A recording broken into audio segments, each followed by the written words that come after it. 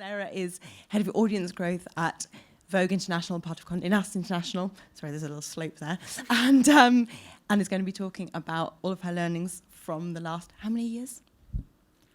For Vogue? Yeah. 2.5. 2.5 years. Mm-hmm. Okay. Great. Take it away, Sarah. Thanks, Cassie. So yeah, I've been one of the organisers of Hacks Hackers, which is now, Hacks Hackers London is, I think, 10 years old this year. I've been organising for 7, and this is the first time I've had the opportunity to present. So disclaimer, I am an organiser and I did volunteer to present. But yes, so my job, I am Head of Audience Growth at Vogue. There are 26 of Vogues around the world, and here's a little screen of the launch issues of the various Vogues. So you can see that we're still launching issues. As late as this year, we've got Greece and Hong Kong, back to 127 years ago when you've got Vogue US launching. What does that look like digitally? We've got 56 million unique users every month across all those 26 Vogues. I work most closely with 10, which is difficult to explain, but they're the 10 that were owned by Condé Nast International. We're going through a merger at the moment with the US, so it got even more complicated to explain, but there's 10 Vogues that I'm working very closely with to double traffic, web traffic, over a 3-year period. So my background is a journalist, doing this journalistically through great content and also distribution strategies. So I'm thinking about all these things and growing the audience, and you know we do this through a central team of kind of people with SEO expertise and people. We're creating content centrally from our London team. So kind of doing all this, and then had a presentation from Dmitry Shishkin. Many of you will know him. He's now at Culture Trip. He was at the BBC World Service. He came in to do a talk. This is a screenshot from my phone, or a photograph from my phone, taking at a slight angle, therefore. He came in to present to us about some work that he'd done at the BBC World Service. And what he'd done, or what his team had done, was identified the fact that there were 6 needs amongst the World Service audience. So they are, for the World Service, update me, keep me on trend, inspire me, give me perspective, divert me, and educate me. So I was like, this is really interesting. So wonder what the needs are of the Vogue readers, and thinking about, well, if we can better respond to those needs to be more useful to people, can we grow more? So we kind of set out starting to think about this and starting to do this. And during this period when we're setting out starting to think about this, I also noticed this from Jonah Peretti, who's the editor and CEO of BuzzFeed. This is his presentation. Well, it's a screenshot of a YouTube presentation from his South by Southwest presentation in February, where he's thinking about the job that the content does for the audience. So, you know, bringing people to, it's feel-good content, or it's WTF content. So I was like, okay, that kind of relates to that. And then much more recently, and I'm not including this because we're at Google, I noticed that Google Search is actually thinking about the needs, and funnily enough also has 6 needs for the audience. So what does Google Search do? Sometimes you need reassuring, or surprising, or thrilling, or impressing, or helping. So I was like, okay, that's interesting as well. In the background, I work with a big team within Condé Nast, formerly known as Condé Nast International, now called Condé Nast, in the London headquarters. And we're lucky enough to have a brilliant audience research team. So they look at all the kind of qualitative stuff around audience, whereas I'm kind of much more looking at the data of what people are actually reading. So they started a piece of audience research, and they spoke to, or rather surveyed, 3,000 current loyal Vogue readers and 2,000 potential Vogue readers. So they were people who love fashion, but don't currently read Vogue. So they sent surveys and asked all sorts of questions in the surveys. And then the audience needs were categorized into 6 groups. So they are, for Vogue, not that dissimilar from the BBC World Service: inspire me, educate me, divert me, update me, make me responsible. The 6th need is connect me, which isn't really related to content. It's really the fact that people want to be brought together, spaces like this. So, you know, how do we do that for the Vogue reader? How do we connect them? So we're focusing on the first 5. So what did we do next? We then looked at, or the audience research team looked at, what needs were very important in the different territories. This is to test your flag knowledge. So, for example, in Russia, we found that the primary need for people in Russia, they wanted to be inspired. They had this need to be inspired and to read stuff that inspired them. In the UK, make me responsible. I guess this is all kind of entered our consciousness, and we're kind of wanting to be made better people all the time. So we could kind of see how this mapped out throughout the 10 Vogues we work most closely with. And roughly speaking, about half the people said that each of these needs were very important to them. So there's no kind of big takeaways, I don't think, from this particular chart. So then what did we do? We then, as the audience growth team, so my team, the editorial team, we then thought, okay, well, what does this look like in relation to the stuff we publish? So we sat down one Thursday afternoon with speakers of, and Federica was part of this because she used to work with us, so she did the Vogue Italia site, and we went through every story, every Vogue, all the 10 Vogues, not the 26, every story that each of the 10 Vogues published in March of this year, and we assigned them a need. So of course needs can be a grey area. Is a story a divert me story or an inspire me story? If it's a story about going into somebody's, some celebrity's house, am I being inspired for my own kind of decisions, what I'm putting in my house, or am I being diverted and taken away?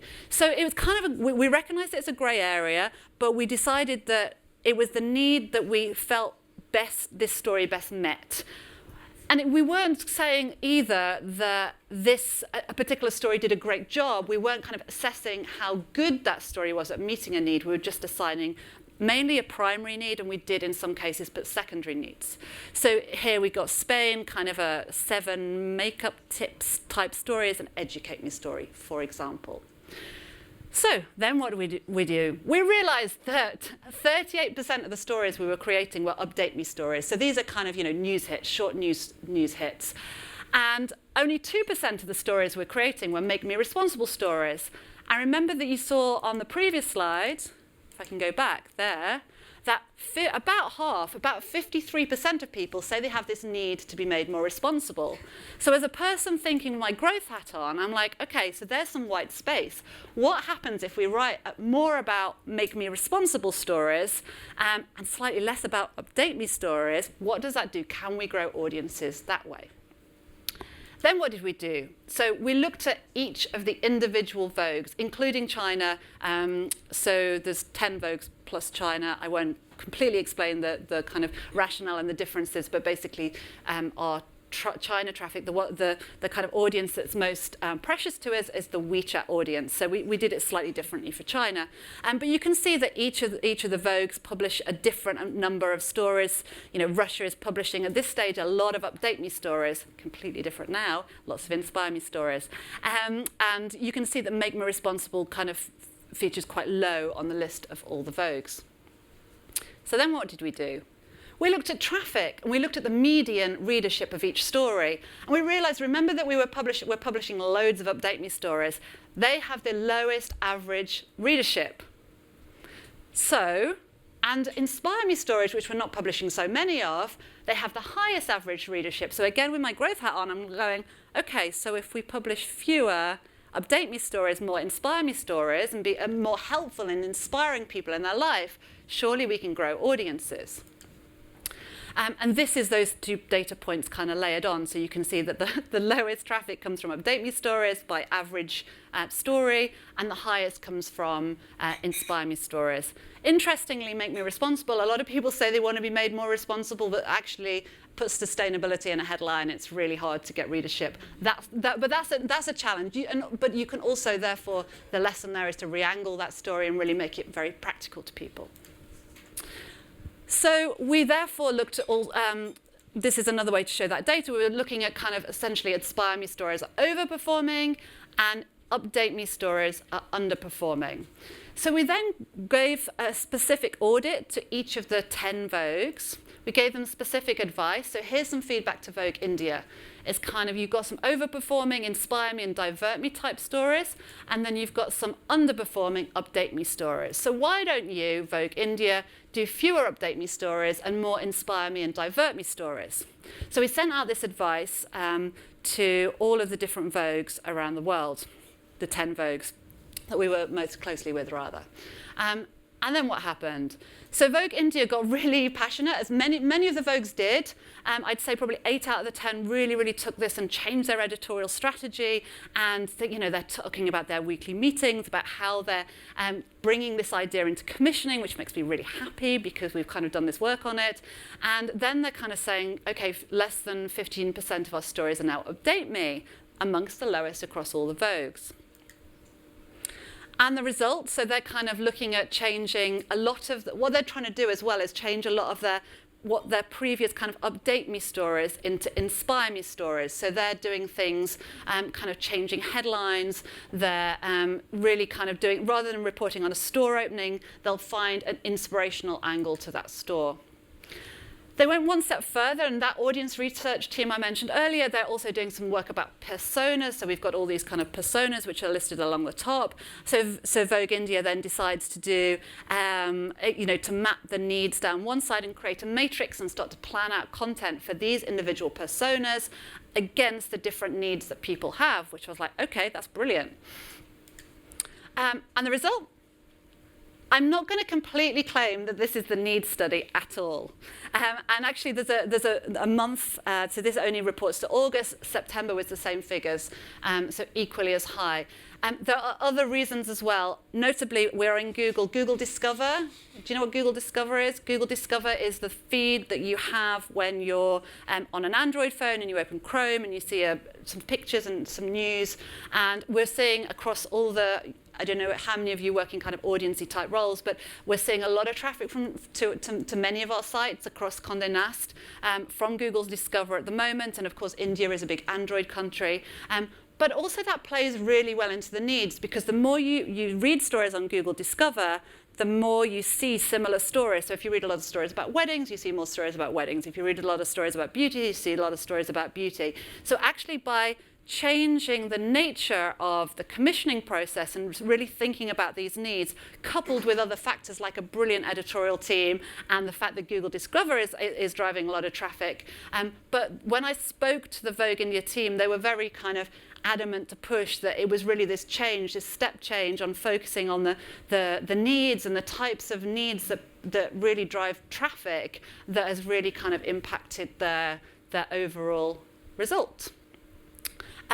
September, slightly more recently, they're now on a monthly basis sending me the stories that they're doing around the different needs. They've changed the Make Me Responsible stories. They're calling them Empower Me. And the reason they're doing that is because they're tagging every story as they publish it. They tag each story against a need on the site. And therefore you would see Make Me Responsible, and they felt Empower Me was, because it was public facing, they felt that was a better way to represent it. But you can really see, I'm not probably supposed to show you traffic stories, traffic figures or data here, but I think it's kind of relevant. You can see this massive difference between the Divert Me stories and Inspire Me stories. The median readers are just so much higher than the other stories. So you can kind of see that this is kind of really working for them by focusing on these particular needs. So, and just to kind of summarize the points that I've made, so we found out the needs of the reader. We did that through the qualitative research, the surveys. They are Update Me, Inspire Me, Educate Me, Divert Me, and Make Me Responsible. And then we looked at which stories spoke to which needs. So we did that kind of data trove of looking at all the data in March. And then we shared the needs study with all of the Vogues and did an individual audit for each Vogue. For those of you who know Laura Oliver, she did that for us. And Aru, who's our data analyst, Aru Fukuda in my team, Fukuda, then he did kind of all the data processing behind it, the number crunching. And then this influenced the way that the different Vogue sites commission stories are having conversation about the need, about which need does this fulfill as they're commissioning stories. And as a result, Vogue India grew 129% year on year. Another Vogue, which I haven't mentioned here, Vogue Russia, they've also seen this kind of step change, publishing much more inspirational stories rather than these Update Me news, and they've grown 96% year on year, so kind of credit to them as well. So that's what I have for you. Thank you.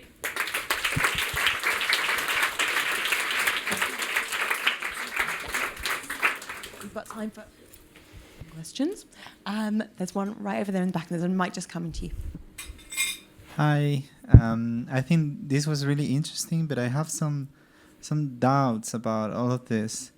Is it really responsible to just influence the editorial team in this kind of way, to search for the most visited type of story and just start producing them a lot? So it's hard to follow two people just talking about impact journalism, I can tell you that. So yeah, I mean, the Vogue's, our kind of editorial line is kind of not doing the kind of important health and investigative work. I mean, Vogue does publish, we do try and be empowering, particularly for women, but our editorial line, we're a positive place, etc. So yeah, is it responsible? Does this work for every news organisation? Probably not. But interestingly, the BBC World Service did it. I think it's a good way of having a set of criteria and just asking questions like, are you being useful? Are you helping somebody do something? Or are you just writing what editors have this kind of, they want to write this story, but actually it's not helping people do anything in their daily lives? Got one here, and I will give you my mic. I'm really interested to know if you found any sort of resistance from the editorial staff in that way, because I think presenting the data is one thing, but then invoking real change potentially could bring a series of difficulties.